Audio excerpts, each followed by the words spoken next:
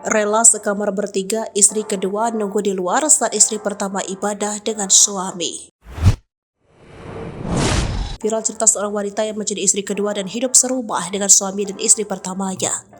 Ia membekar aktivitas di kamar mereka. Wanita yang tinggal di Sekayu, Sumatera Selatan ini mengaku bahagia bisa bersama suami dan istri pertama. Viral kisah suami tinggal seatap dengan istri pertama dan kedua di Sekayu, Sumatera Selatan. Kisah pasangan suami dan kedua istrinya selalu menarik perhatian dan pengingat. Istri kedua yang diketahui bernama Carlina selalu membagikan cerita kehidupan mereka di akun TikTok miliknya. Kali ini Carlina membagikan cerita suaminya dan istri pertama melakukan ibadah suami istri di kamar. Ia mengaku saat suami dan istri pertama melakukan ibadah di kamar, ia menunggu di luar. Saking rukunnya ketiganya tidur di satu kamar. Carlina mengaku sudah 2 kali momen dia menunggu suami dan istri pertama lagi berhubungan. Ani merasa biasa saja dengan aktivitas itu, justru diakui istri pertama yang tidak enak dengannya. Ani baru sadar bahwa istri pertama orangnya tidak enakan. Hal itu dilakukan istri pertama karena mereka tidak enakan dengan istri kedua.